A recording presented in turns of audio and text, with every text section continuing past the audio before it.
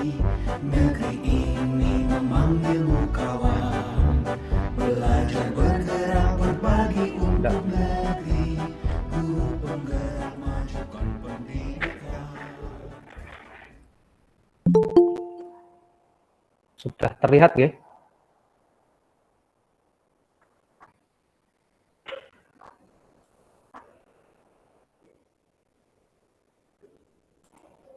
Oke. Apakah sudah terlihat PowerPoint-nya? Sampun nggih. Baik Bapak Ibu, untuk memulai sosialisasi kali ini saya awali dengan membacakan susunan acara untuk berbagi pengalaman praktek budaya positif.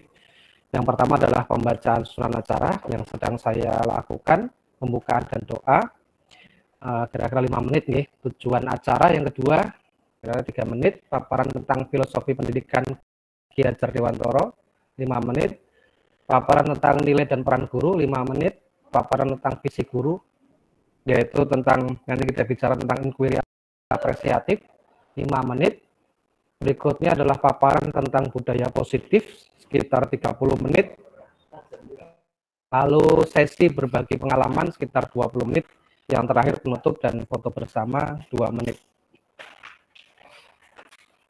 Bapak Ibu, mari kita mulai sosialisasi pagi hari ini dengan kita berdoa terlebih dahulu. Saya mulai. Assalamualaikum warahmatullahi wabarakatuh. Selamat pagi, salam sejahtera untuk kita semua. Om Swastiastu, Namo Buddhaya, salam kebajikan, rahayu untuk kita semua. Bapak Ibu, mari kita berdoa bersama-sama supaya apa yang kita lakukan pagi hari ini dan kelak semuanya di satu hari full hari ini memberi manfaat pada kita semua. Bismillahirrahmanirrahim. Teman-teman yang lain bisa ikut menyesuaikan. Ya Allah, tambahkanlah kami ilmu dan berikanlah kami rezeki akan pemahaman yang utuh tentang pembelajaran berbudaya positif, dan berikanlah kami kekuatan serta kemudahan untuk menerapkannya. Ya Allah, jadikanlah ilmu kami ilmu yang bermanfaat, ajarkan kami apa-apa yang bermanfaat bagi kami, serta tambahkan ilmu bagi kami agar kami dapat mengantarkan anak-anak kami menuju cita-citanya. Ya Allah, tunjukkanlah kepada kami kebenaran sehingga kami dapat mengikutinya, dan tunjukkanlah kepada kami kejelekan sehingga kami dapat menjauhinya. Amin. Amin rabbal alamin.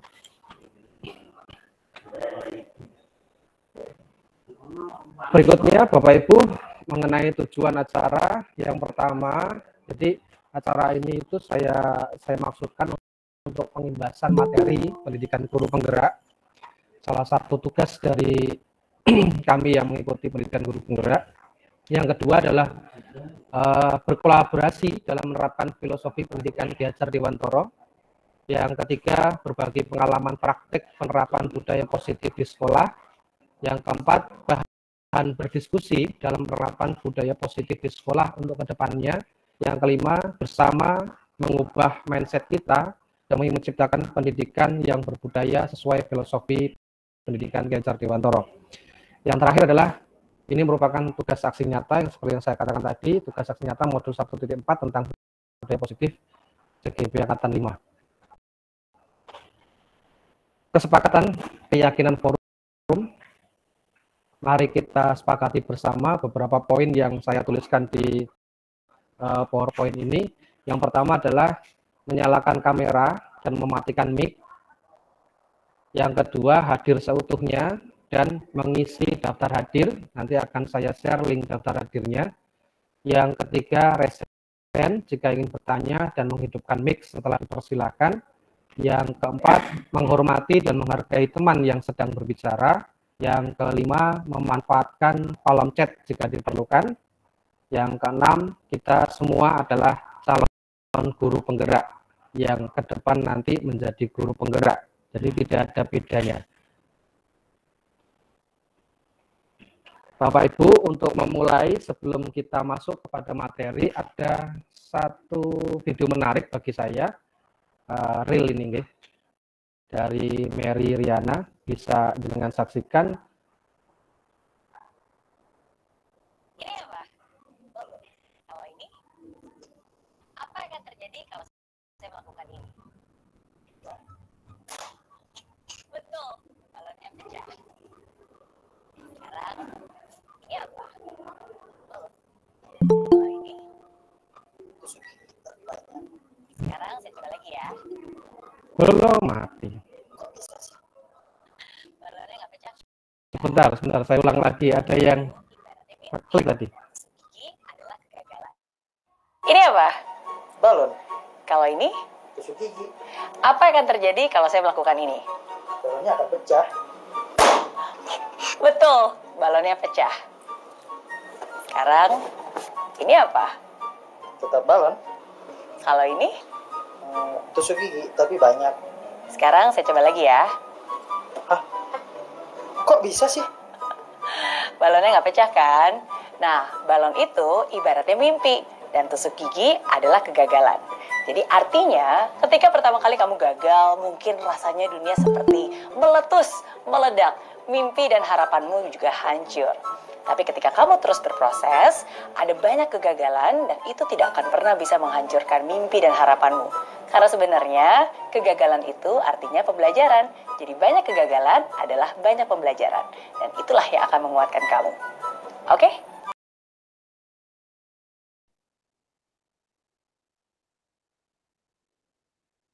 Sudah munculkah suara saya? Udah nggih? Oke. Terima kasih. Saya ulang lagi nggih. Jadi ini seperti kesepakatan tadi bahwa kita semua adalah calon guru penggerak yang kedepannya akan menjadi guru penggerak. Jadi tidak ada bedanya antara kami dengan panjenengan semua, kita semua sama. Kita semua adalah guru yang profesional. Nah, ini saya cerita sedikit tentang materi-materi yang sudah kami pelajari selama hampir 2 bulan ini tentang modul 1 nggih, di modul 1. Yang pertama adalah filosofi pendidikan Ki Hajar Dewantara. Bapak Ibu mungkin ada yang sama dengan saya, selama ini kita mendapatkan materi kuliah atau materi apapun atau baca-baca buku, kebanyakan kita baca teori-teori pembelajaran, pedagogi dan seterusnya itu adalah teori-teori orang luar negeri. Ya, justru itu menjadi kaget ketika saya pribadi mengikuti ini. Yang pertama kali disuguhkan adalah tentang filosofi pendidikan Ki Hajar Dewantara. Jadi nggak orang luar, bukan orang luar, tapi orang kita sendiri, orang Indonesia sendiri yang sudah kita anggap sebagai bapak pendidikan nasional, ternyata filosofinya luar biasa. Artinya pemikiran-pemikiran beliau kala itu tidak jauh dengan pemikiran-pemikiran orang luar negeri. Nah, ini yang mau dikupas. Nah, akhirnya ini jadi ketertarikan sendiri. Oh, ternyata pemikiran orang kita, kakek-kakek buyut kita gitu kan, itu sudah sedemikian maju. Jadi ini perlu untuk dikaji lebih dalam. Artinya bahwa kalau ada yang mengatakan ada upaya pemikiran-pemikiran orang luar negeri dimasukkan ke dalam Indonesia, ke pendidikan Indonesia, itu tidak sepenuhnya benar. Bahwa sebenarnya filosofi Ki Hajar Dewantara sendiri pun dahulu kala itu sudah memikirkan seperti itu, sudah punya pemikiran-pemikiran seperti itu. Hanya kita tidak mengupasnya lebih detail. Nah, yang kedua adalah tentang nilai-nilai dan peran kita sebagai seorang guru. Yang ketiga, visi seorang guru. Jadi tidak hanya institusi atau sekolah saja yang memiliki visi, tapi guru juga harus memiliki visi. Ke depan kita mau apa? Jadi visi itu adalah kompas kita, ke depan kita mau murid kita seperti apa dan seterusnya. Jadi tidak hanya sekedar menggugurkan kewajiban ngajar, setelah itu ngajar ya sudah nggak pengen apa-apa, enggak. Kita tetap harus punya visi ke depannya bagaimana. Yang keempat adalah budaya positif yang akhir-akhir ini kita sedang berupaya untuk membangunnya kembali, membangunnya menjadi lebih baik lagi, seperti apa membuat keyakinan sekolah, kesepakatan sekolah dan seterusnya itu adalah bentuk dari budaya positif. Bapak Ibu, tentang filosofi pendidikan Ki Hajar Dewantoro banyak sekali, tetapi ini coba saya sarikan hanya menjadi 5 konsep. Oke. Yang pertama adalah tentang konsep menuntun. Menurut Ki Hajar Dewantoro, bahwa pendidikan itu adalah konsep menuntun. Ya. Konsep menuntun itu apa? Konsep menuntun itu artinya bahwa pendidikan merupakan tuntunan sesuai kodrat, ya, atau di mana tempat anak itu berada, dan kodrat zaman atau berubah mengikuti perkembangan zaman.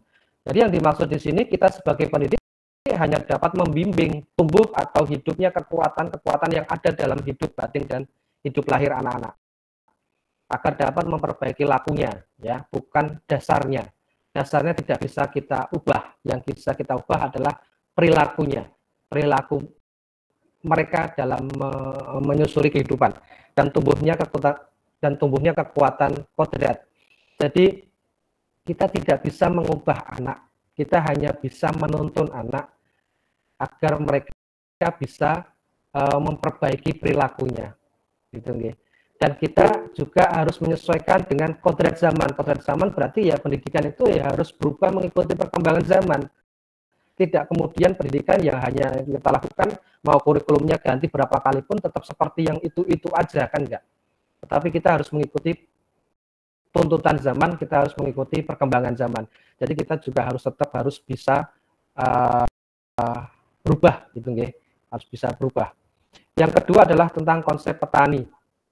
Yang dimaksud sini Bapak Ibu tentang konsep petani adalah bahwa mendidik itu layaknya seperti seorang petani yang menanam padi, ya. Jadi mendidik anak itu diibaratkan seperti seorang petani yang menanam padi. Petani tidak bisa memaksa padi tumbuh menjadi jagung dan sebaliknya. Ya padi ya tumbuhnya menjadi padi. Yang dapat dilakukan petani adalah mengupayakan agar padi yang ditanamnya dapat tumbuh dengan baik. Padi dengan benih kurang bagus namun dirawat dan diolah dengan baik, maka padi itu akan tumbuh lebih baik dibandingkan dengan padi yang tidak dirawat. Jadi itu adalah mendidik. Yang ketiga adalah tentang budi pekerti. Saya yakin Bapak Ibu kita semua dalam mendidik, dalam keseharian kita di kelas maupun di luar kelas, dalam lingkungan sekolah, itu kita selalu mengupayakan pendidikan budi pekerti. Artinya kita mengedepankan apa yang dinamakan pikiran, perasaan, kemauan, yang biasa kita anggap sebagai budi, dan tenaga yang biasa kita anggap sebagai pekerti. Jadi kita sudah sangat familiar dengan itu, kita sudah sangat sering melakukan itu. Tetapi terkadang kita sendiri lengah, kita sendiri masih kurang benar-benar memperhatikan sebenarnya. Anak-anak butuh keteladanan, anak-anak butuh contoh. Maka mari kita sama-sama berupaya untuk memberikan contoh keteladanan berperilaku atau berbudi pekerti yang luhur kepada anak-anak sehingga mereka bisa mengikuti kita. Jadi orang yang mempunyai kecerdasan budi pekerti itu akan senantiasa memikirkan dan merasakan serta memaknai dan serta memakai ukuran, timbangan dan dasar-dasar yang pasti dan tetap. Jadi setiap tindakan yang dilakukan itu pasti difikirkan dulu, dirasakan, kemudian diukur, ditimbang, dan kemudian ditetapkan. Yang keempat adalah tentang konsep bermain. Jadi bermain itu Bapak Ibu merupakan kodratnya anak. Ya, kodratnya anak itu bermain. Jadi terkadang kalau kita melihat anak itu di dalam kelas kok tertidur, terlihat lesu atau mungkin main sendiri seterusnya, itu bisa jadi ya karena mereka itu bosan. Ya, karena bosan jadi mereka melakukan itu. Ya. Jadi kita yang harus peka, gitu ya. Kita yang harus peka, memahami kondisi anak, memahami perilaku anak. Jadi yang dinamakan pikiran, perasaan, kemauan, tenaga, cipta, rasa, karsa atau karya, pekerti itu sudah ada pada diri anak. Permainan anak dapat menjadi bagian pembelajaran di sekolah agar jalannya pembelajaran menjadi lebih menyenangkan. Artinya bagaimana kita mendesain pembelajaran itu seperti bermain sambil belajar. bukan belajar sambil bermain, ya, tapi bermain sambil belajar. Yang kelima adalah menghamba pada anak. Konsep pendidikan yang menghamba pada anak berarti bahwa pendidikan harus berpihak pada anak. Pokoknya pendidikan itu harus terletak di dalam pangkuan ibu bapak, karena hanya dua orang inilah yang dapat berhamba pada sang anak dengan semurni-murninya dan seikhlas-ikhlasnya. Sebab cinta kasihnya kepada anak-anaknya boleh dibilang cinta kasih tak terbatas. Jadi maksud yang terkandung dalam konsep menghamba pada anak itu begini Bapak Ibu. Jadi segala upaya apapun itu yang kita lakukan itu adalah untuk anak, untuk kebaikan anak, berpihak pada anak. Ada sedikit cerita saya coba untuk sarikan ya. Jadi di suatu ketika itu Ki Hajar Dewantara sedang menulis, sedang konsentrasi menulis, anaknya nangis. Nah, karena anaknya nangis terus tidak mau diam, itu oleh Ki Hajar Dewantara dianggap mengganggu, sehingga anaknya itu kemudian ditarik keluar, dibawa keluar dan pintunya ditutup. Nah, dikala itu sedang musim dingin, ya, sedang musim dingin. Nah, Ki Hajar Dewantara menyelesaikan tulisannya sampai suatu ketika menyadari bahwa anaknya di luar itu sudah berhenti menangis sudah lama, dan dia sudah mulai khawatir. Dibukalah pintu itu, diketahui anaknya sudah bibirnya membiru, kedinginan. Sehingga ketika itu Ki Hajar Dewantara semacam sedikit bersumpah bahwa kamu akan saya muliakan. Nah, itulah konsep awal mula terwujudnya konsep menghamba pada anak. Yang berikutnya Bapak Ibu tentang nilai-nilai dan peran kita sebagai seorang guru. Ada 5 nilai dan 4 peran. Di sini nilai-nilai kita sebagai seorang guru yang pertama adalah berpihak pada murid. Ini berkorelasi ya, berhubungan dengan apa yang disampaikan dengan Ki Hajar Dewantara tentang menghamba pada murid. Berpihak pada murid adalah apa yang kita lakukan, upaya apapun yang kita lakukan itu semua untuk murid, berpihak pada murid. Jadi kita sebagai dalam tanda kutip pelayannya murid, gitu ya, dalam hal pendidikan, dalam hal ilmu pengetahuan. Yang kedua adalah reflektif, merefleksikan diri. Jadi setiap kita melakukan pembelajaran atau setiap kita melakukan upaya pendidikan, mendidik anak, kita harus tetap melakukan refleksi, kita introspeksi diri. Ketika anak melakukan sesuatu, melakukan kesalahan misalkan, itu bukan berarti kesalahan mutlak dari dia. Kita juga harus meraba diri, kenapa anak berbuat seperti itu. Jangan kita yang kurang baik. Yang ketiga adalah mandiri. Jadi sebagai seorang guru kita juga harus mandiri. Kita tidak mungkin meminta anak untuk mandiri kalau kita sendiri tidak mandiri. Yang keempat, kolaboratif. Jadi sebagai guru tidak bisa kita bertindak seperti seorang yang bertindak individual gitu ya. Jadi kita harus bekerja sama satu dengan yang lain, membangun pendidikan yang baik di sekolah kita, di daerah kita, dan di negeri kita. Yang kelima adalah inovatif. Inovatif ini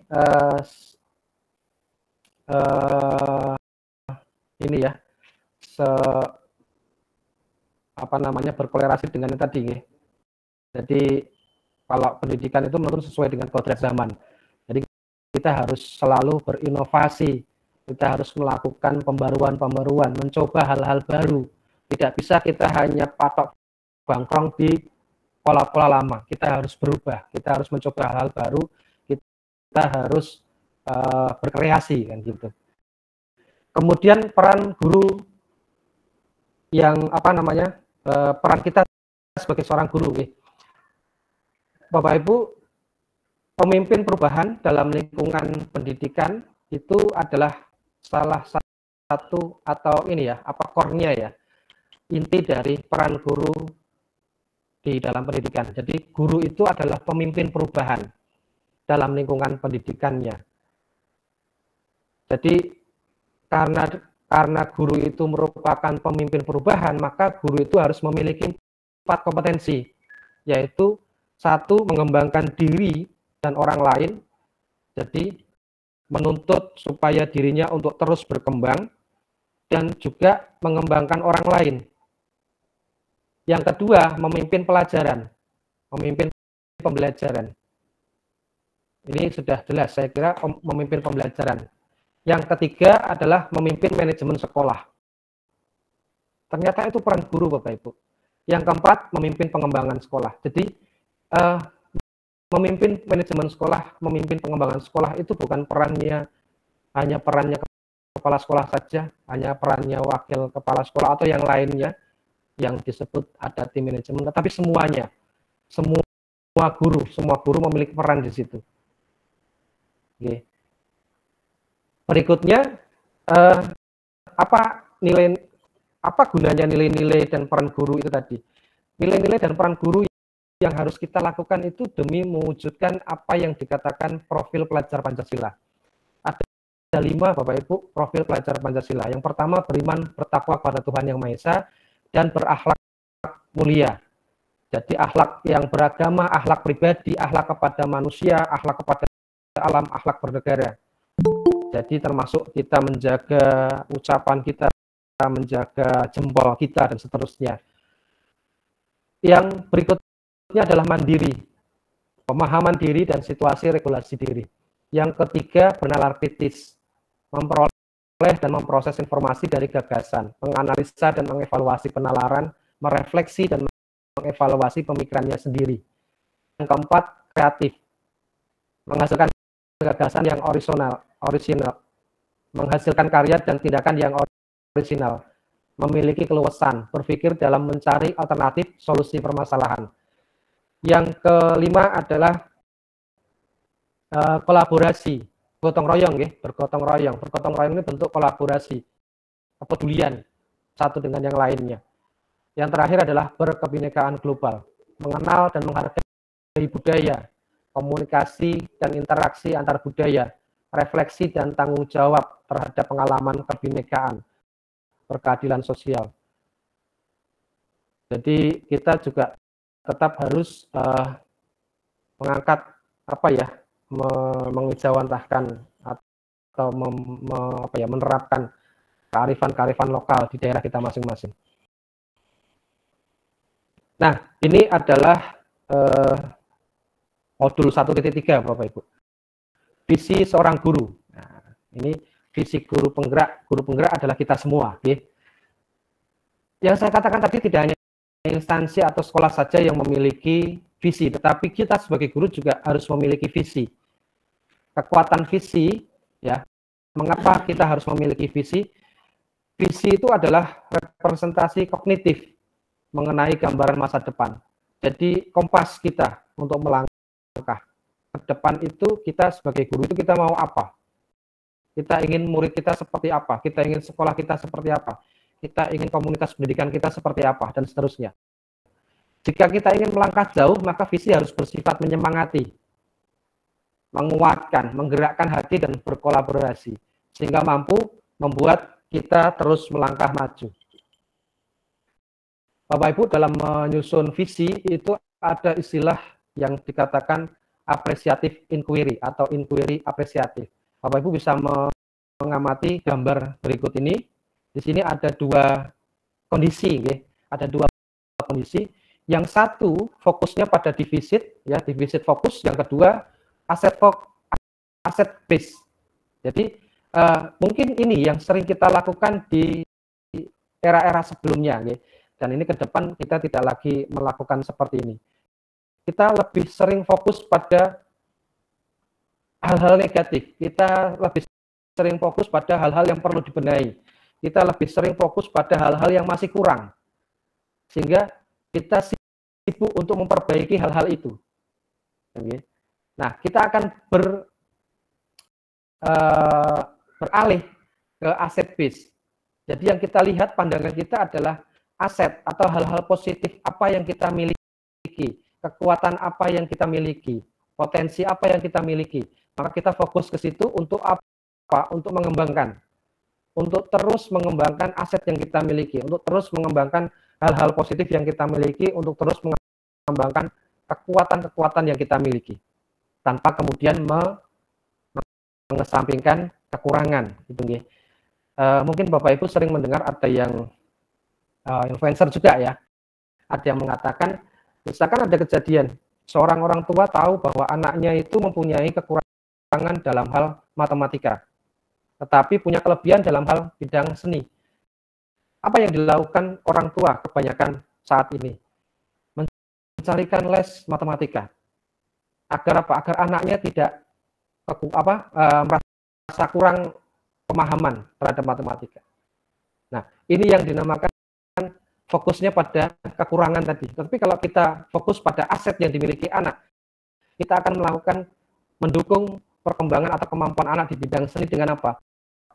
Dengan mungkin mencarikan pelatih-pelatih di bidang seni, dikembangkan apa yang menjadi kekuatan anak, gitu, tanpa kemudian mengesampingkan tadi kekurangan yang di matematika. Tapi fokusnya lebih kepada pengembangan asetnya, gitu, Bapak Ibu, ini ada sedikit video, dan ini bisa dengan cari tahu apa sih pembelajaran yang bisa kita ambil dari video ini. Semoga suaranya bisa keluar,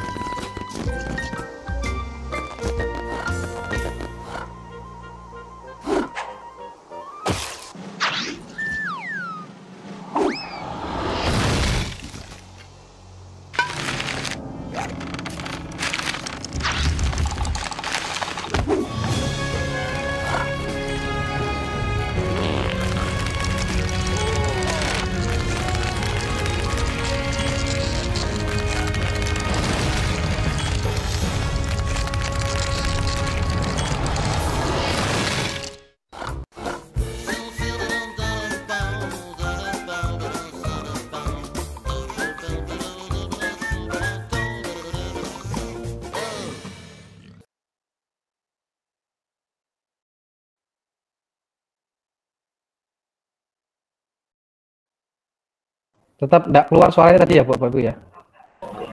Iya Pak, enggak keluar. Suaranya tadi. Apa Bernard nggak keluar? Oke, enggak apa-apa deh. Ini namanya kartun nggak pakai suara enggak apa-apa. Intinya Bapak Ibu, kalau kita perhatikan apa yang ditayangkan tadi, kira-kira Bapak bisa mengambil pelajaran apa ya?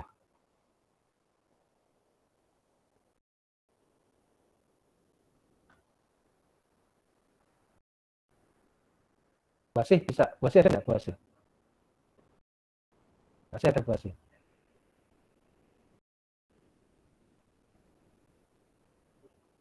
Ada suaranya. Bu Yeki bisa menceritakan, Bu Yeki?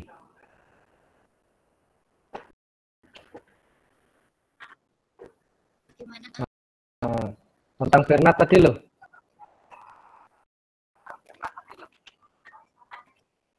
Suaranya tidak terdengar. Suara tidak terdengar ya.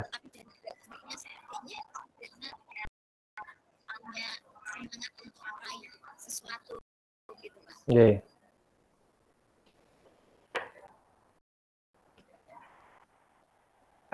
Oke, jadi gini, dari tampilan tadi si Bernard tadi, ini kan tampak Bernard punya keinginan, punya keinginan, punya tujuan. Itu yang dinamakan visi kan gitu. Dia melihat apa ya, tebing es atau gunung es gitu, Nah, dia punya keinginan untuk memanjat ke puncak itu. Nah, untuk memanjat ke sana, dia melakukan beberapa persiapan, nah, gitu. Melakukan beberapa persiapan, membawa apa tasnya, membawa apa namanya, apa itu palu yang ada dua ininya, bisa digunakan untuk memanjat dan seterusnya. Nah, sehingga sampai kemudian dia melakukan itu untuk memanjat tebing tadi. Nah, sampai suatu ketika palunya yang dia gunakan untuk memanjat itu terlepas. Nah, terlepas. Dia bingung mau ngapain gitu. Mau ngapain. Tapi apa yang terjadi setelah itu, justru dia menemukan kekuatan dalam diri dia. Nah, kupu-kupu yang dia punya itu bisa dia gunakan untuk mencapai tujuannya dia.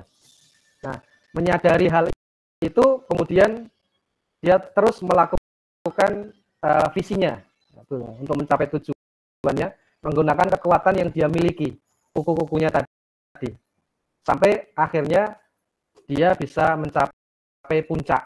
Nah, tetapi apa yang terjadi ketika di puncak itu, muncullah sifat sombongnya, muncullah sifat sombongnya.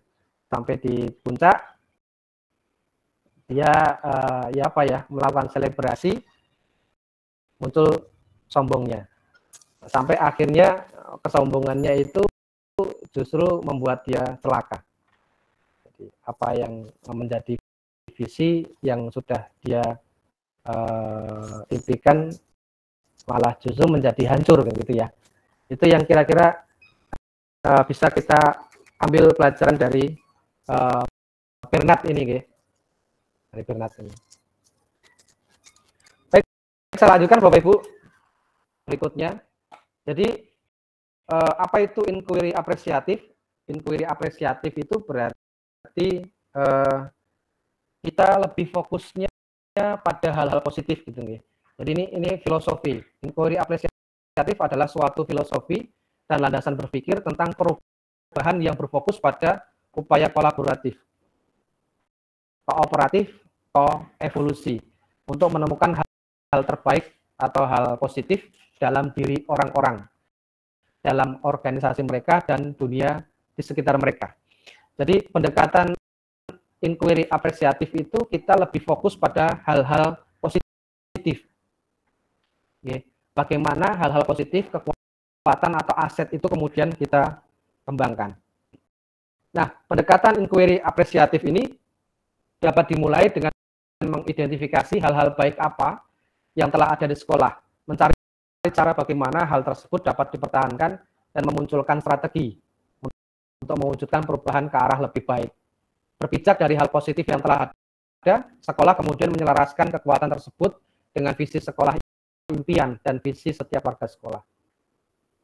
Bapak Ibu, berikut adalah yang dikatakan Menteri Mendikbudristek. Beban dan amanah kepemimpinan adalah mengimbangi semua prioritas yang terpenting. Tugas saya dalam pendidikan adalah melakukan yang terbaik. Apa yang diinginkan kadang-kadang belum tentu itu yang terbaik. Dan untuk membuat perubahan, apalagi perubahan transformasional, pasti ada kritik. Sebelum mengambil keputusan, tanyakan, apakah yang kita lakukan berdampak pada peningkatan pembelajaran murid. Oke, Bapak Ibu, kita lanjut ke modul 1.4 yang untuk budaya positif. Saya mulai dari pertanyaan pemantik dulu. Apakah Bapak Ibu setuju dengan pernyataan berikut? 1. Hukuman dapat mendisiplinkan anak. 2. Pemberian hukuman dengan hal positif seperti membaca atau membersihkan halaman sekolah dapat meningkatkan disiplin anak. 3. Memberi penghargaan dapat meningkatkan motivasi belajar anak. Bapak Ibu bisa tulis pendapat Bapak Ibu dengan berurutan di chat. Misalkan S, TS, TS gitu ya. S, TS, TS.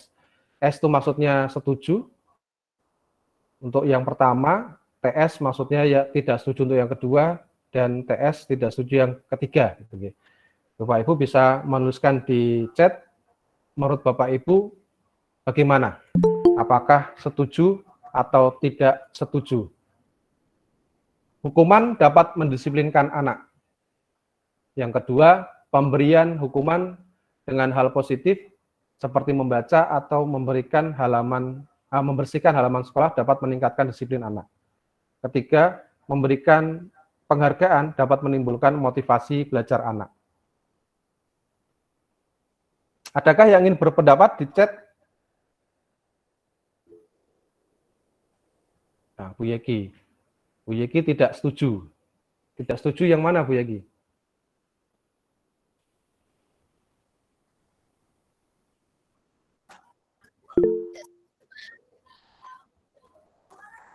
Tidak setuju semuanya. Tidak setuju semuanya. Oh, tidak setuju semuanya. Oke. Pak Adi, setuju. Bu Mutia tidak setuju, tidak setuju. Oke. Kalau Bu Rahma tidak setuju, setuju. Bu Nino tidak. Nah, tidaknya panjang itu berarti ya dengan penuh perasaan ya. Ya, Bapak Ibu, jadi di dalam dalam budaya positif nggih, di dalam budaya positif hukuman itu tidak akan bisa mendisiplinkan anak. Hukuman itu hanya akan membuat anak itu benci terhadap kedisiplinan. Hukuman itu hanya akan membuat anak merasa sakit secara fisik dan psikisnya. Dan itu akan terekam di ingatannya seumur hidupnya. Pemberian hukuman dengan hal positif seperti membaca atau membersihkan halaman sekolah dapat meningkatkan kedisiplinan anak. Ya, ini silahkan bisa dipenggalih, bisa difikirkan. Kalau tidak ada hubungannya dengan apa yang dilakukan, kesalahan apa yang dilakukan anak, itu juga sebuah hukuman, Bapak Ibu. Namanya hukuman, tetaplah hukuman. Gitu, nggih. Memberi penghargaan dapat meningkatkan motivasi belajar anak. Nanti kita akan belajar tentang teori motivasi, bahwa penghargaan itu pun itu bisa menjadi menjadi hukuman juga. Nah, ini kok penghargaan bisa menjadi hukuman. Nanti kan kita lihat di materi berikutnya.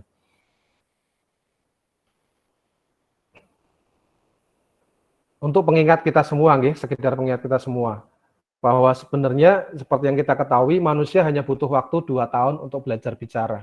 Tetapi butuh waktu bertahun-tahun untuk belajar diam atau sabar dan menahan emosi. Serta butuh waktu dan usaha besar untuk menyembuhkan luka akibat kata-kata. Yang mengucapkan akan bilang, saya sudah lupa yang saya katakan. Atau saya biasa orangnya seperti ini, ceplas-ceplos. Tapi bagi yang menerima ucapan itu akan tertanam di dalam hatinya, dan itu mungkin bisa selamanya.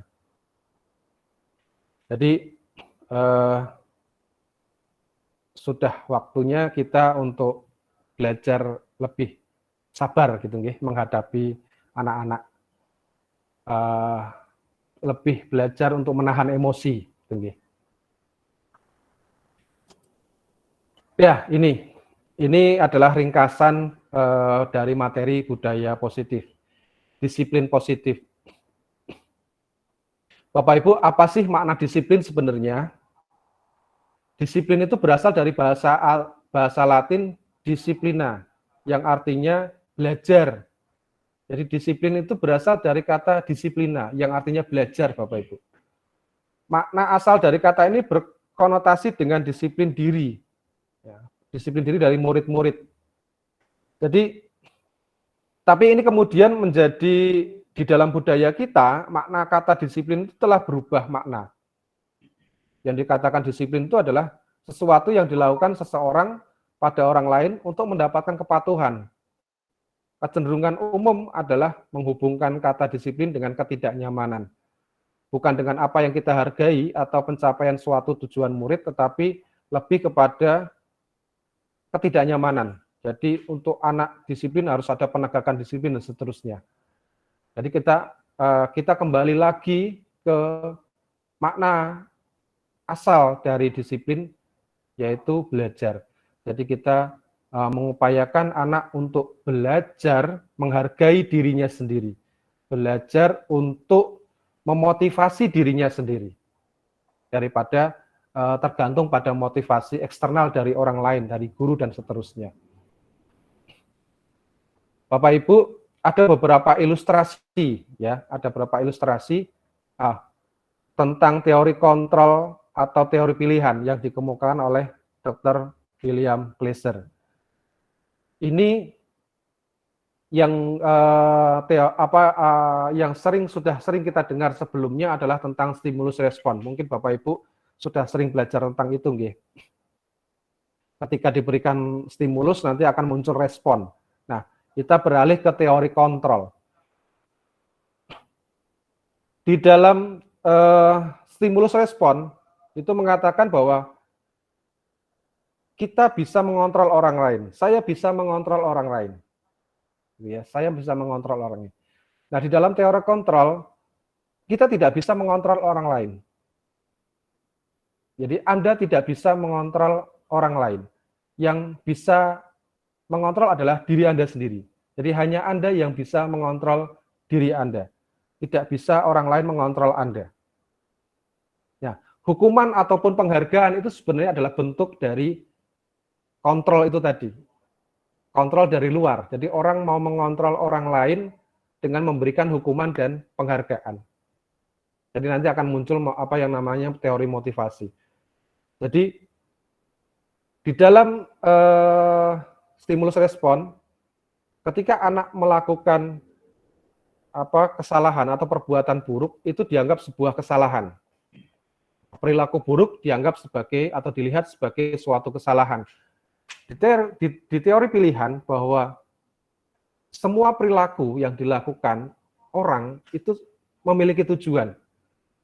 Semua perilaku yang dilakukan orang itu memiliki tujuan. Kemudian di stimulus respon adalah model berpikirnya menang kalah.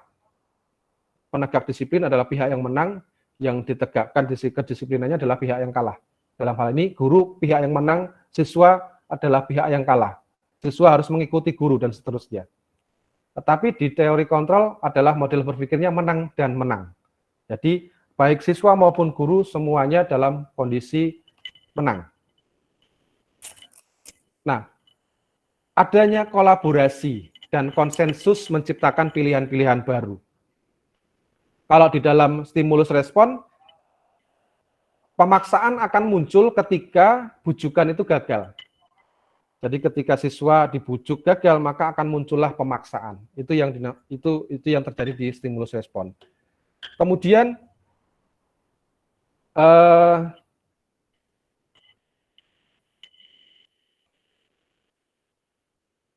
di dalam teori kontrol, ini sambil ngecas laptop, habis baterainya.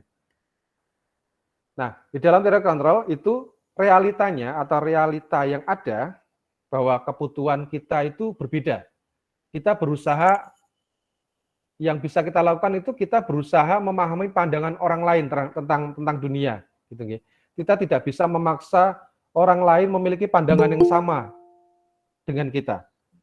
Tidak bisa memaksa orang lain memiliki pandangan yang sama dengan kita. Bahwa kebutuhan kita itu masing-masing berbeda. Setiap orang memiliki gambaran yang berbeda ya, tentang apapun, tentang apapun. Nah, kembali ke tadi, bahwa kita orang lain tidak dapat mengontrol orang lain. Kita tidak dapat mengontrol orang lain. Guru tidak dapat mengontrol siswa. Demikian sebaliknya. Makna disiplin tadi, belajar kontrol diri. Jadi makna disiplin adalah belajar untuk mengontrol diri dengan menggali potensi kita. Nah, agar tercapai tujuan mulia, yaitu sesuatu yang bisa menjadikan seseorang itu menjadi yang seperti yang kita inginkan gitu ya, berdasarkan nilai-nilai yang kita hargai. Nah, tentang semua perilaku memiliki tujuan, Bapak Ibu, bahwa perilaku buruk misalkan dilakukan oleh anak, itu kita coba geser sedikit bahwa itu tidak sepenuhnya suatu kesalahan. Pasti dia memiliki tujuan. Nah, tinggal kita melakukan komunikasi. Tujuannya apa? Maksud kamu apa? Kenapa kamu melakukan seperti itu? Dan seterusnya. Nah, ini muncullah teori motivasi. Artinya, setiap perilaku itu memiliki tujuan. Tujuannya ada tiga ini, ada tiga. Ada motivasi yang dimiliki orang kenapa melakukan perilaku seperti itu. Yang pertama adalah untuk menghindari hukuman. Yang kedua, untuk mendapatkan imbalan. Ini motivasi intrinsik. Jadi pola-pola upaya untuk mengontrol orang lain itu dengan memberikan hukuman dan imbalan tadi. Jadi kadang anak melakukan sesuatu untuk menghindari hukuman daripada saya dihukum. Atau anak untuk melakukan sesuatu agar mendapatkan imbalan, agar diberi nilai baik dan seterusnya, agar dipuji dan seterusnya. Tetapi tidak dari dalam dirinya sendiri. Melakukan kebaikan atau melakukan hal yang baik itu tidak karena motivasi dalam dirinya sendiri. Tapi lebih kepada menghindari hukuman atau hanya ingin mendapatkan imbalan. Hanya ingin dipuji dan seterusnya. Nah, ini yang berbeda Bapak Ibu. Jadi kalau poin 1 dan 2 itu lebih ke motivasi ekstrinsik gitu ya. Motivasi dari luar, dorongan, tekanan dari luar. Tapi kalau untuk menghargai diri sendiri itu lebih kepada motivasi intrinsik. Jadi tadi makna disiplin adalah belajar kontrol diri. Jadi belajar untuk mengontrol diri sendiri. Nah, untuk menghargai diri sendiri itu dibutuhkan yang namanya nilai-nilai kebajikan. Nah, nilai-nilai kebajikan di negara kita yang ingin dimunculkan, yang ingin diperjuangkan adalah tadi profil pelajar Pancasila.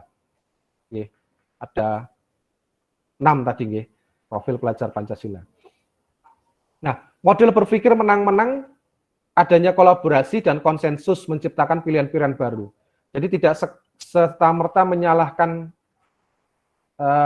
saja yang melakukan perilaku buruk tadi, tetapi kemudian berkomunikasi, mencari kesepakatan, mencari konsensus, kembali kepada kesepakatan atau keyakinan yang sudah disepakati sebelumnya. Maka ada 5 posisi kontrol sebagai guru, Bapak Ibu. Yang pertama, itu sebagai posisi kontrol guru sebagai penghukum. Umumnya nadanya tinggi, nadanya tinggi, bicaranya keras, cenderungnya menghardik, jadi menekan ke lawan bicaranya, membuat dia merasa bersalah, memposisikan dia sebagai orang yang bersalah dengan nada yang cukup tinggi gitu nggih. Dan cenderungnya penghukum ini dia memberikan hukuman sesuai dengan yang dia pikirkan. Tidak ada pembicaraan sebelumnya. Anak pun tidak mengerti nanti dia mendapat hukuman apa. Nah, itu posisi kontrol hukuman. Yang kedua adalah posisi pembuat rasa bersalah. Pembuat rasa bersalah ini hampir sama seperti penghukum, posisi penghukum. Hanya saja bahasa yang dia gunakan itu mungkin lebih halus. Nadanya lebih halus, lebih rendah gitu. Tetapi sama, pembuat merasa bersalah ini adalah memposisikan anak supaya dia larut pada kesalahan yang telah dia lakukan. Benar-benar merasa bersalah. Gitu. Ini juga efeknya sama dengan penghukum, ya. Efeknya sama dengan penghukum. Jadi ini posisi sama-sama penghukum, dan ini akan menimbulkan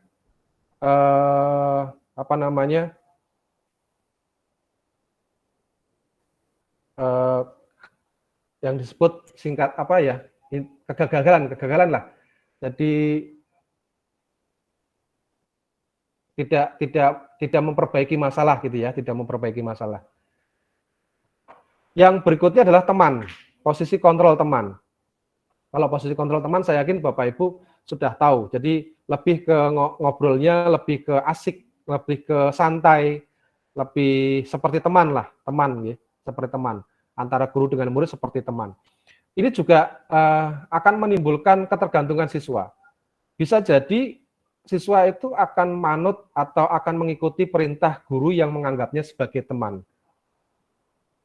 Tapi ketika guru yang menganggapnya sebagai teman itu tidak ada, dia tidak akan mematuhi siapapun. Dia belum tentu juga dia akan mematuhi guru yang lain. Tapi bisa juga anak itu akan memanfaatkan anggapan guru yang menganggap dirinya sebagai teman, sehingga dia akan berperilaku seenaknya sendiri. Toh saya nggak dimarahi, saya dianggap teman, dan seterusnya. Yang keempat adalah sebagai pemantau. Pemantau itu lebih kepada mengingatkan siswa atau peserta didik kepada aturan yang sudah disepakati. Gitu, Bapak lihat kamu sudah 3 kali terlambat. Kamu tahu nggak konsekuensinya apa kalau sudah 3 kali terlambat? Nah, semacam itulah kira-kira pemantau itu. Jadi bahasanya pun halus, tetapi lebih kepada mengingatkan anak untuk pada kesepakatan yang sudah disepakati, gitu ya, pada aturan yang sudah disepakati. Yang kelima adalah manajer. Nah, yang kelima manajer ini sifatnya lebih kepada menuntun anak untuk memunculkan motivasi dalam dirinya sendiri, menyadarkan anak untuk bisa memperbaiki dirinya sendiri dengan mungkin melakukan komunikasi, ya, diskusi, pertanyaan-pertanyaan yang bisa membuat anak itu menyadari kesalahannya, menyadari apa yang sudah dia lakukan itu tidak benar, sehingga mereka ingin memperbaiki itu. Itu posisi manajer. Nanti akan saya tampilkan contoh videonya. Nah, posisi manajer inilah yang nantinya bisa melakukan yang namanya segitiga restitusi, gitu ya. Yang namanya segitiga restitusi. Restitusi itu ada 3 langkah. Yang pertama, menstabilkan identitas. Jadi lebih kepada memberi pemahaman ke anak bahwa apa yang dia lakukan itu pasti memiliki tujuan, tidak serta-merta menyalahkan anak. Nah, yang kedua adalah validasi kebutuhan. Nah, atau langkah ini itu lebih kepada bahwa dia bisa menyadari bahwa apa yang dilakukan itu tidak benar, dan kebutuhan dan apa yang harus dia lakukan, gitu kan? Apa yang dia harus lakukan untuk memperbaiki itu. Yang ketiga adalah menanyakan keyakinan kelas. Jadi keyakinan kelas apa yang sudah kita sepakati dan bagian mana yang belum, misalkan kepada murid, belum kamu lakukan. Nah, itu jadi penyadaran seperti itu segitiga restitusi. Yang kemudian terakhir Bapak Ibu, realitas bahwa kebutuhan kita itu berbeda, kita tidak bisa memaksa orang lain memiliki pandangan yang sama dengan kita. Itu ada dasarnya bahwa kita masing-masing manusia memiliki kebutuhan dasar, yaitu penguasaan, kasih sayang dan rasa diterima, kesenangan, dan kebebasan. Oke, saya lanjutkan. Nah, ini contoh 5 posisi kontrol.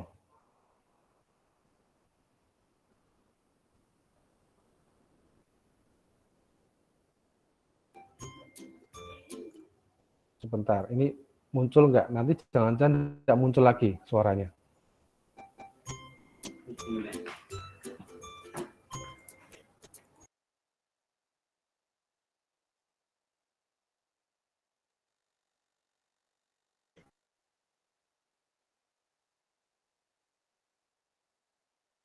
Halo, Bapak Ibu Guru calon guru penggerak. Video ini akan Bapak Ibu, ini karena tidak muncul, mungkin saya ganti nggih. Coba saya langsung ke ininya aja, ke videonya saja.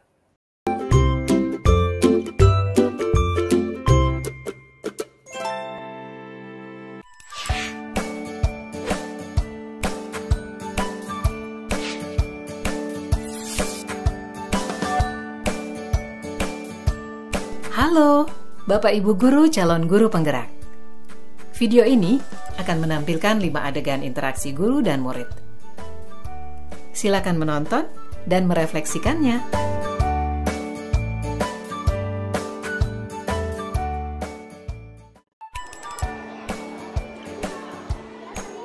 Pagi anak-anak, silahkan PR yang kemarin Ibu berikan diletakkan di meja. Anton, kamu sudah mengerjakan belum? Belum mengerjakan saya, Bu. Kamu selalu ya nggak ngerjain PR. Sekarang kamu duduk di depan, lalu tulis. Saya berjanji tidak akan mengulangi lagi. Saya berjanji akan berusaha menjadi murid yang rajin belajar. Sampai pelajaran saya selesai.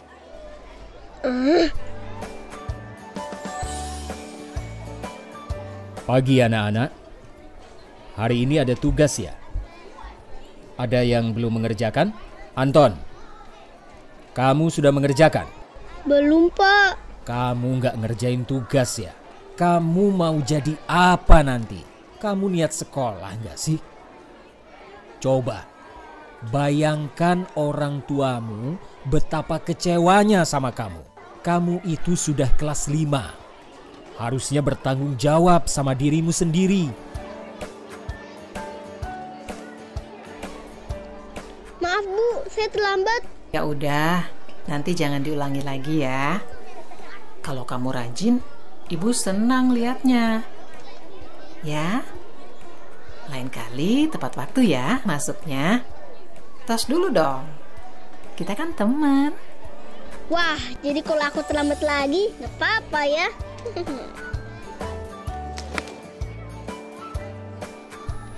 Kamu kok nggak pakai baju olahraga? Bapak catat, kamu sudah 3 kali loh nggak ikut olahraga bulan ini. Iya, Pak. Sudah 3 kali berarti saya dapat sanksi, Pak.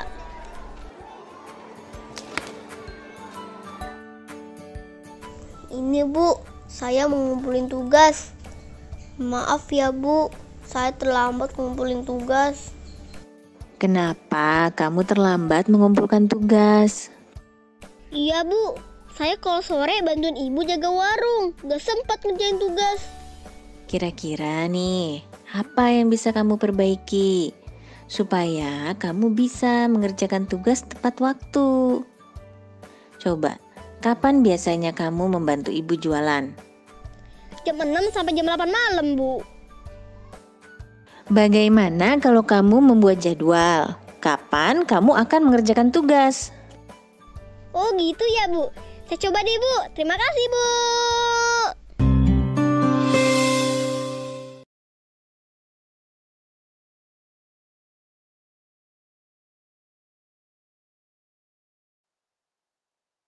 Ya, Bapak Ibu, itu tadi adalah peragaan singkat ya, peragaan singkat dari 5 posisi kontrol kita sebagai guru.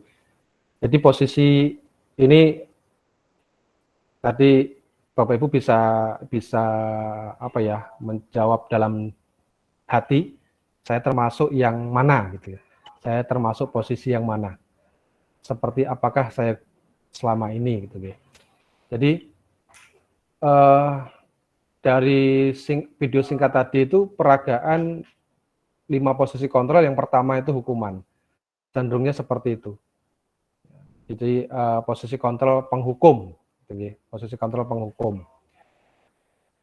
Yang kedua itu adalah pembuat merasa bersalah. Jadi ini kalau orang tuamu tahu bagaimana dan seterusnya, semacam itu. Yang posisi yang ketiga adalah teman. Ngobrolnya lebih santai, lebih rileks. Bahkan tadi ada peragaan tos juga. Oke. Itu kadang kan juga ada ya kita seperti itu. Terus yang keempat itu adalah pemantau. Tadi yang olahraga tadi, yang olahraga tadi. Sedangkan yang terakhir, yang kelima adalah berposisi sebagai manajer. Nah, jadi yang ingin kita perjuangkan nanti adalah posisi yang kelima, posisi kontrol kita sebagai manajer. Oke. Saya lanjutkan untuk slide berikutnya. Apa itu restitusi? Jadi sebenarnya ada 3, nggih. Ada hukuman, ada konsekuensi, ada restitusi. Ini pernah kemarin di-share di grup GTK itu kan. Ada identitas gagal, ada identitas sukses gitu ya. Kalau hukuman itu identitas gagal. Identitas sukses itu antara konsekuensi dengan restitusi. Konsekuensi itu berarti sudah ada kesepakatan sebelumnya. Sudah ada kesepakatan. Jadi kalaupun siswa melanggar, siswa akan tahu konsekuensinya apa. Itu namanya konsekuensi. Nah, apa itu restitusi? Restitusi adalah proses menciptakan kondisi bagi murid untuk memperbaiki kesalahan mereka, sehingga mereka bisa kembali pada kelompok mereka dengan karakter yang lebih kuat. Restitusi juga merupakan proses kolaboratif yang mengajarkan murid untuk mencari solusi untuk masalah mereka dan membantu murid berpikir tentang orang seperti apa yang mereka ingin jadi gitu ya, dan bagaimana mereka harus memperlakukan orang lain. Ciri-ciri restitusi, yang pertama, bukan untuk menebus kesalahan, namun untuk belajar dari kesalahan. Yang kedua adalah memperbaiki memperbaiki hubungan, ya. Tawaran bukan paksaan.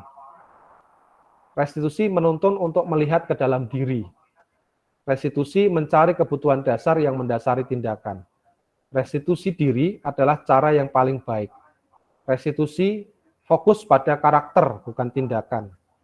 Restitusi fokus pada solusi.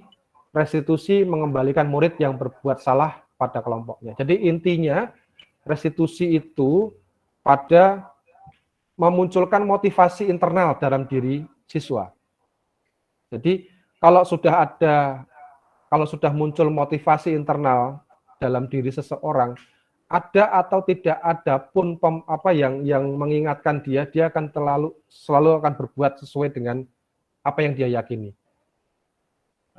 Sudah lulus sekalipun, dimanapun, di luar sekolah sekalipun, dia akan melakukan apa yang dia yakini. Itu kalau munculnya dari motivasi internal. Mengapa tidak peraturan saja? Mengapa harus keyakinan kelas sekarang?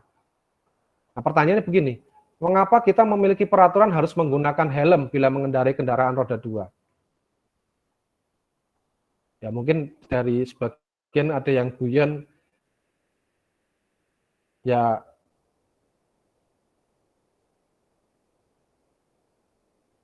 kalau takut ditilang polisi, sebetulnya adalah keselamatan. Gitu. Mengapa pakai helm? Untuk keselamatan, kan gitu. Itu nilai kebajikan namanya. Mengapa kita memiliki peraturan 3M? Masker, mencuci tangan, menjaga jarak 1,5 meter. Misalkan.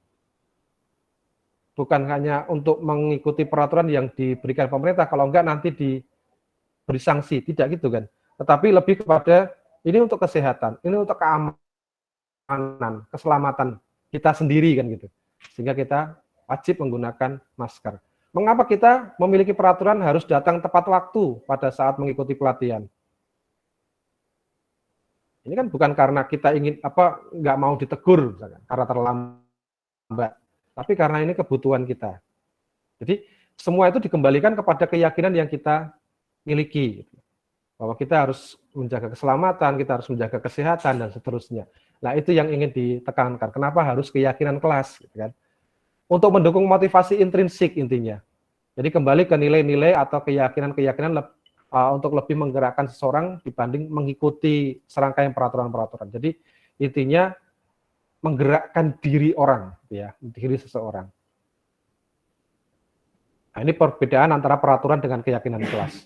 Bahasanya gini, lebih simpel sebenarnya. Selalu kembalikan buku ke tempatnya. Keyakinan kelas itu tanggung jawab. Dilarang mengganggu orang lain. Keyakinan kelasnya menghormati orang lain. Jadi cukup kita ubah menjadi menghormati orang lain. Hadir di sekolah 15 menit sebelum pelajaran dimulai. Menghormati orang lain, berkomitmen. Dilarang melakukan kekerasan, itu keyakinan kelas keselamatan, menghormati orang.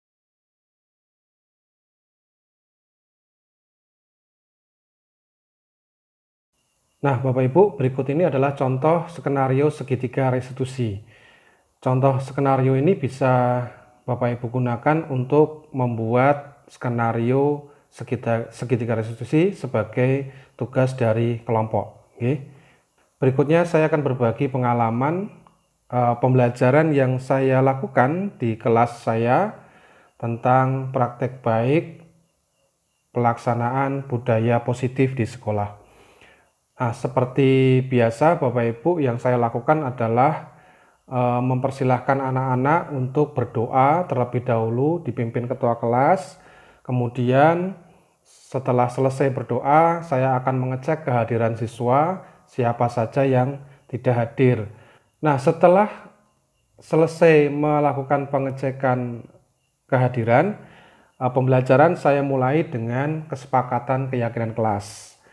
Yang inti isinya adalah mengajak siswa untuk menyepakati secara bersama-sama, misalkan memulai dengan doa bersama, disiplin waktu, tertib dan penuh tanggung jawab, mengangkat tangan jika ingin bertanya, menghormati dan menghargai diri dan orang lain. Nah, siswa juga bisa menambahkan poin kesepakatan apa yang ingin disepakati bersama. Langkah berikutnya setelah kesepakatan bisa disepakati secara bersama-sama di dalam kelas adalah penyampaian tujuan pembelajaran. Sehingga siswa mengetahui apa tujuan dari pembelajaran yang akan mereka alami. Berikutnya, langkah yang ketiga adalah melakukan atau melontarkan pertanyaan pemantik. Misalkan pada pembelajaran barisan dan deret, pada barisan aritmatika, pertanyaan pemantik yang saya lontarkan misalkan apa perbedaan antara barisan dan deret. Bagaimana menentukan suku KN dan beda dari barisan aritmatika. Bagaimana menentukan jumlah N suku pertama dari deret aritmatika. Misalkan seperti itu.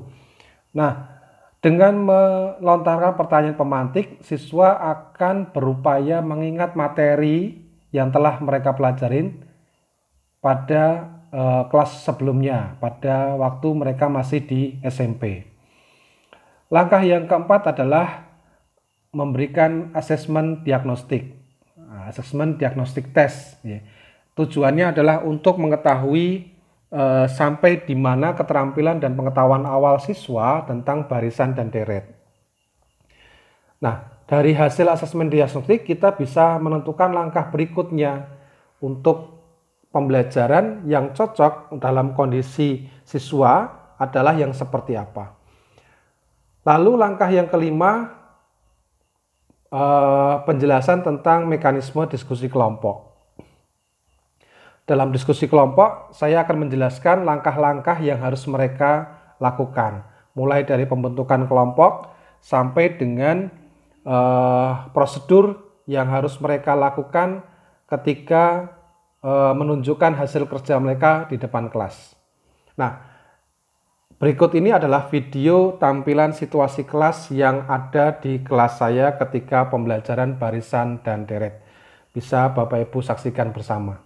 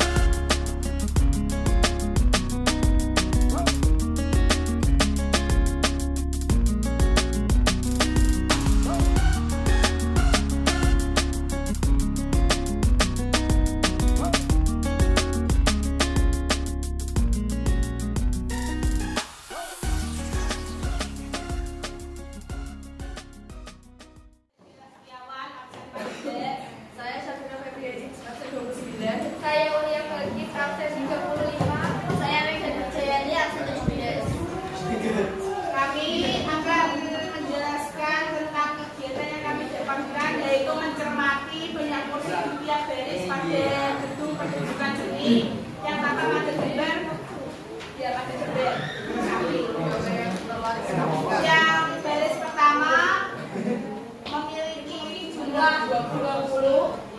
Ini baris baris ketiga 28. Nah, pertanyaannya itu ada berapakah jumlah kursi pada baris ke-10? UN sama dengan A plus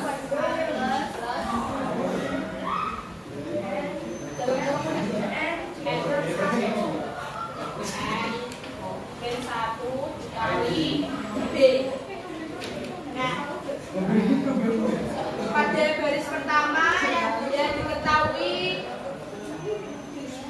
pola penjumlahannya tetap 20. Dan pada baris kedua jumlah kursinya itu diketahui 24. 24 itu didapatkan dari 20 dengan 136 yang memiliki hasil 216. Dari kalian apakah ada yang kurang pada?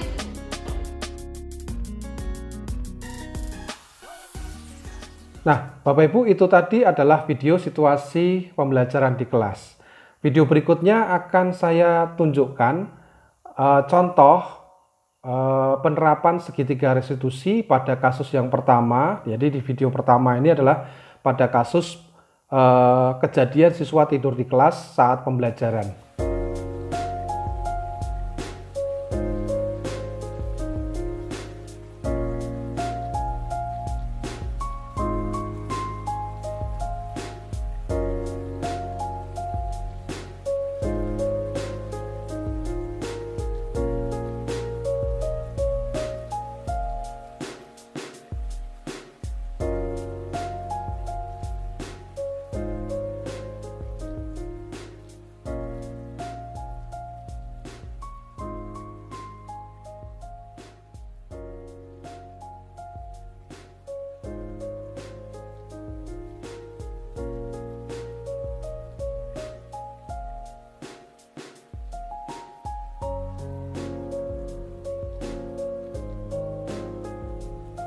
Dengan apa ya? Itu sama dengan 1/1. Ya. Sebentar, saya angkat telepon dulu sebentar.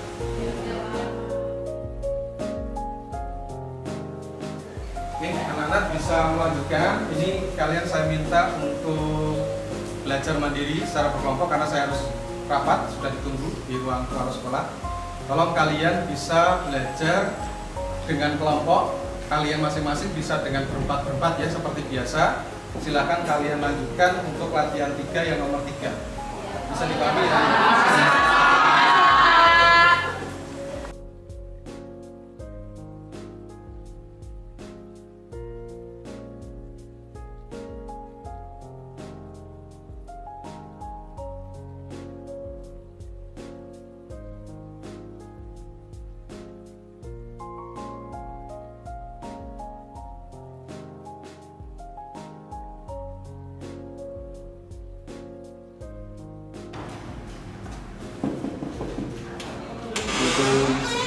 Waalaikumsalam. Masuk, Dad. Duduk. Bapak mau manggil saya ya, Pak? Ada apa? Ya, betul. Hanya ingin bincang-bincang sedikit. Oh, kirain ada apa, Pak? Begini, tadi saya mendapat laporan ketika kalian saya tinggal rapat tadi, katanya kamu tertidur di kelas. Apa betul? Iya, Pak, saya ngantuk berat. Capeknya? Memangnya tadi malam kamu tidur jam berapa? Maaf, Pak, tadi malam saya mengerjakan tugas sampai jam 2 pagi. Sampai jam 2 pagi? Iya, Pak, karena tugasnya banyak dan harus dikumpulin hari ini. Oh, jadi itu penyebabnya. Ya pantas kamu ngantuk, kurang tidur sih. Selesai tugasnya? Selesai sih, Pak, tapi apa adanya. Kok apa adanya? Memangnya tugas-tugas kamu itu diberikan mendadak? Habis kurang waktu, Pak. Keburu ngantuk. Sebenarnya tugas-tugas itu sudah ada 2 mingguan yang lalu. Tapi baru sempat saya kerjakan tadi malam. Baru sempat kamu kerjakan semalam. Memangnya selama 2 minggu ini kamu ngapain aja? Latihan upacara untuk 17 Agustus, Pak. Baiklah, Bapak di sini tidak ingin menyalahkan kamu. Bapak ingin kita mencari penyelesaian bersama-sama. Bapak bisa pahami kamu banyak kegiatan. Iya, Pak, terima kasih. Sekarang mari kita bicara tentang keyakinan kelas dan keyakinan sekolah kita. Apa yang kita percaya? Yang mana yang belum kamu tunjukkan? Tanggung jawab dan manajemen waktu, Pak. Baik, Bapak senang mendengarnya. Mari kita selalu mengindahkan keyakinan kelas kita. Lain waktu, jika ada tugas, segera dikerjakan agar tugas kamu tidak menumpuk. Tunjukkan bahwa kamu bertanggung jawab dan bisa mengatur waktu dengan baik. Ya sudah, silakan kamu kembali ke kelas. Baik, Pak, terima kasih. Assalamualaikum. Waalaikumsalam. Yang saya rasakan adalah tidak dihakimi, tidak merasa ditekan, tapi justru saya merasa termotivasi untuk memperbaiki diri. Oke, penerapan segitiga restitusi pada video kedua adalah pada kasus kejadian siswa jajan di kantin saat jam pelajaran dan terlambat masuk kelas. Silakan ketua kelas untuk memimpin doa. Di tempat duduk siap, gerak. Berdoa mulai. Doa selesai. Ini nihil ya? Semuanya masuk. Oke.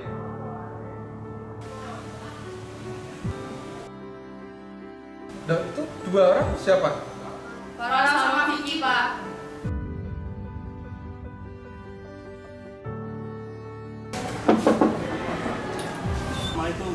Assalamualaikum. Maaf, Pak, terlambat. Mohon izin duduk. Sebentar, kalian dari mana? Jujur. Maaf, Pak, dari kantin. Maaf, Pak. Ini kan belum jam istirahat. Lapar ya? Iya, Pak. Tadi pagi belum sempat sarapan. Oke, silahkan kalian duduk, tapi nanti pas jam istirahat kalian menemui saya ya. Baik, Pak, terima kasih.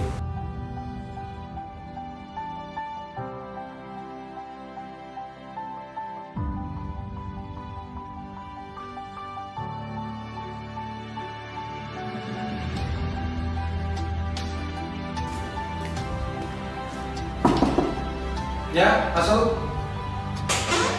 Assalamualaikum, Pak. Waalaikumsalam. Oh, Farel lagi. Masuk. Duduk, jangan duduk. Terima kasih, Pak. Farel, Vicky, coba kalian ceritakan lebih jelas mengapa kalian tadi ke kantin dan terlambat masuk di jam pelajaran saya. Tadi jam kosong, Pak, karena saya lapar, belum sarapan, jadi saya mengajak Vicky pergi ke kantin. Benar betul lagi. Benar, Pak. Tapi tugasnya sudah kami kerjakan kok. Benar, Pak, kata Vicky. Baiklah, Bapak di sini bukan ingin menyalahkan kalian. Bapak ingin kita mencari penyelesaian masalah ini secara bersama-sama dengan baik.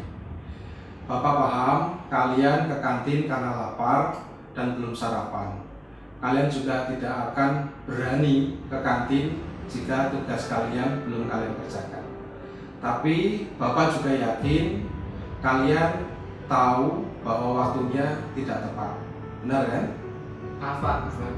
Sekarang mari kita bicara tentang keyakinan kelas dan keyakinan sekolah kita. Apa yang kita percaya, yang mana yang belum kamu tunjukkan? Kedisiplinan waktu, Pak. Vicky, Menghormati diri dan orang lain, Pak. baik, Bapak senang mendengarnya. Mari kita selalu mengindahkan keyakinan kelas kita. Tunjukkan bahwa kalian bisa melakukan itu, jajan ke kantin di waktu istirahat, dan kembali ke kelas segera setelah bel istirahat berbunyi. Ya sudah, silakan kalian kembali ke kelas. Baik, Pak. Terima kasih. Assalamualaikum. Waalaikumsalam.